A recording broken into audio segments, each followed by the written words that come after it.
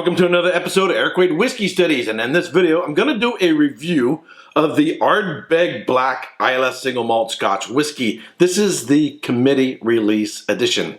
In March every year, Ardbeg releases a committee release, and then in around June they release a regular bottle, which will be a lower ABV.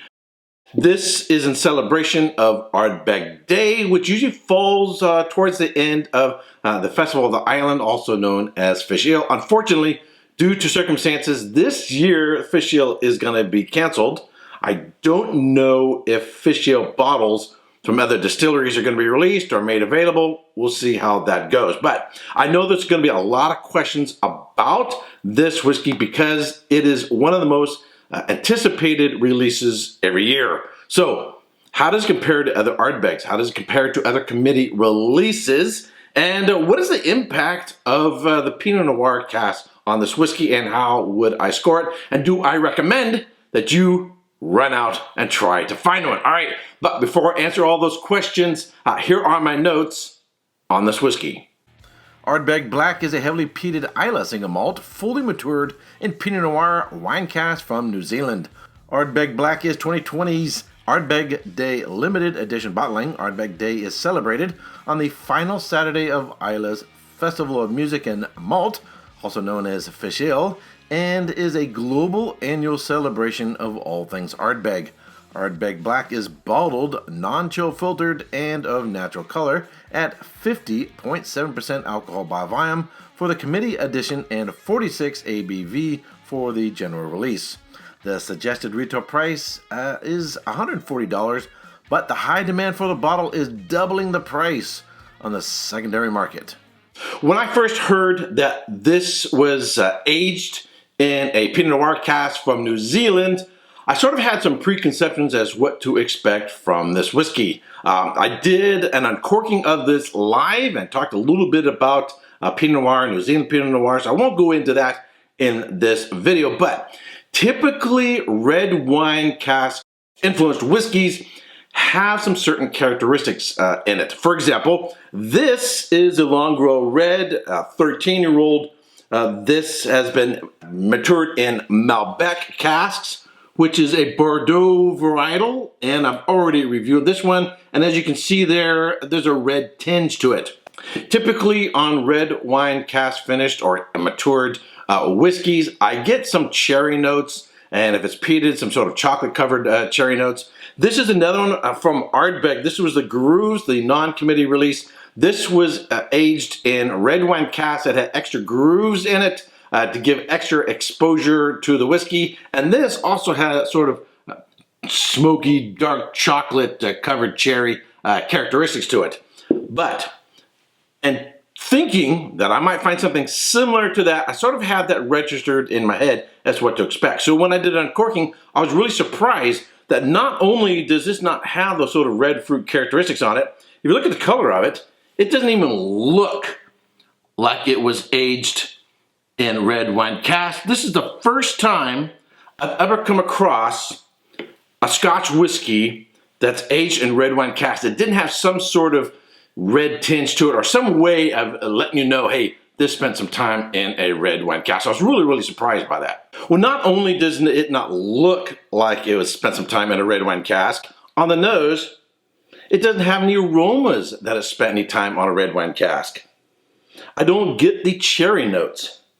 I don't get chocolate-covered cherries or any sort of indication that there's any sort of red fruit character to it. You kind of get that also in some port finished casks. If you really want whiskeys that have that red wine finished character to them, check out any of the Longrow Reds, Malbec, Cabernet Sauvignon, Pinot Noir, Malbec, and so forth. Those really do maintain some real red wine character to them. So once I got into this, doing an uncorking, and then the following day, really discovered what this whiskey is all about, what its character is like, and that it really is appropriately named Ardbeg Blaaack.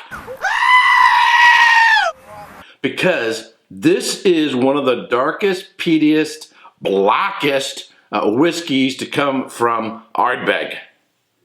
In fact, I would say thus far of all the Ardbegs that I've tried, it is second only to the Supernova. So I get loads of peat, dark chocolate. You really got to struggle to get any fruit characteristics out of it, but it is underlying in there. Maybe some typical Ardbeg character, that sort of lime. There's an earthy sort of clay character to it. Salty sea breeze. Some fudge, caramels. It's all sort of in that character. All right, on the palate. The day after I did an uncorking and returned to it, I had actually poured myself some in my glass, put a cover on it, and then it spent the day in the glass. I went off to work. When I came home in the evening, the first thing I did was try it, and immediately I realized the impact of having some time open up, which is it became silkier, smoother. The chocolate character became much more integrated, and it started to remind me of a couple other whiskeys. It is a little bit sweet. There's a melted caramel candy bar character on the back end of it, which I really like. But again, no indication that it's spent in a red wine cask. So how would I compare this to any other whiskeys to tell you what this is like and whether or not I should recommend this whiskey to you? Well, the day after I did an uncorking and had smelled and tasted it, I then tasted the Ardbeg Supernova and then the Octomore 8.1, and I think this whiskey fits right in the middle between these. It has the texture and integrated chocolate character of the 8.1, but it has this sort of intense peat, smoke, and a little bit of brininess of the Supernova. However, it doesn't have that character sort of in the back of the throat smoke that I get from Supernova, that I kind of like to sort of rein in by blending in a little bit of Korevrekken. So, in terms of the flavor profile, completely set aside the idea or the reality that it's spent any time in a Pinot Noir cask, because the notes, the character just isn't there. Instead, think of this as a comparison or something in the neighborhood of the Ardbeg Supernova and the Octomore 8.1. That really is the character of this whiskey. So on the palate, it is rich. It is actually silky smooth.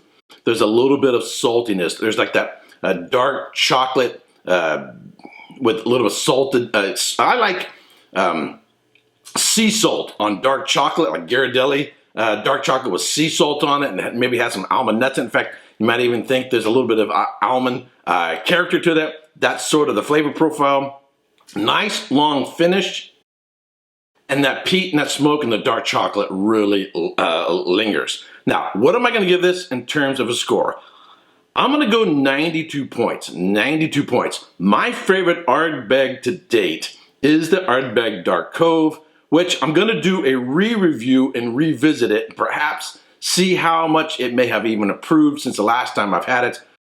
But I'm going to put this at 92 points, and if I recall correctly, the last time I had Ardbeg Dark Cove, I would put that in about 95 points or higher. So that is the neighborhood.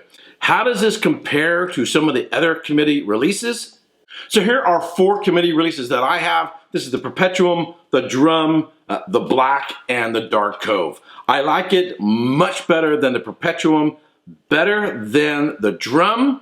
The Drum is a different character. It has much more fruit character to it, more tropical to it, and it's actually getting to be a close cousin of the Dark Cove, but the Dark Cove has much more layers to it and more complexity to it. But that is in the perspective. Now, reason why Dark Cove is so important, the reason why there tends to be so much hype on the committee releases is everybody is hoping that lightning will strike in the same place twice, because the Dark Cove is now one of the most sought after Ardbeg bottles, and it continues to go up in price. And I would say, if you like the Ardbeg Dark Cove, if you like the Supernova, and if you like the Octomore 8.1 or and it was similar to that Octomore 8.1, absolutely you're gonna want to buy a bottle.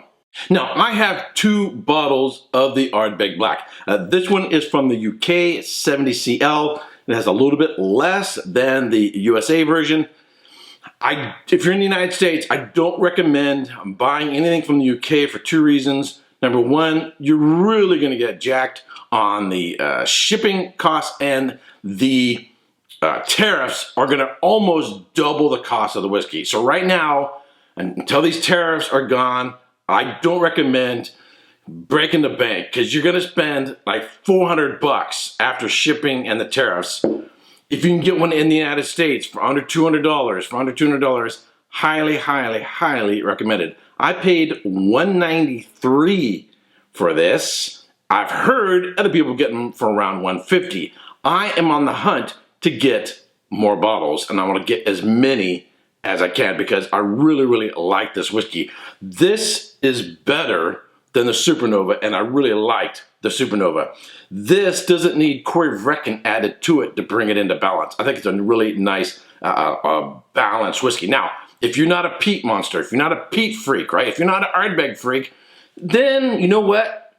Maybe not. Save yourself some money and buy a Corey Vrecken. I think the Corey Vrecken is definitely one of the best bangs for the buck for high ABV, smoky, peated whiskey. But if you're an Ardbeg fan and you're a peat freak, then I'm going to highly, highly, highly recommend that you get a bottle. But would I go over $200 at this point in the United States? Probably not. Probably not. Probably not. But I'm anticipating that this is going to go bonkers, not just on secondary, but retail. This is going to get really jacked up like the Dark Cove. The Dark Cove is not going for $500-600 and that, which is absolutely insane amount of money to spend for a whiskey. Alrighty, that's it for this review. If you subscribe to this channel, I want to thank you very much. If you haven't yet subscribed, but you like my videos, please subscribe, give this video a thumbs up, share with your friends on Facebook, Twitter, and other social networking channels. And if you have tried the Ardbeg Blaaack, I want to know your opinion. Put it down below. If you have any questions, leave them down below. And if you're an Ardbeg fan, I'm telling you, you're going to want to get one. All right, until next time, cheers. Hey, don't forget to subscribe and check out these other whiskey videos.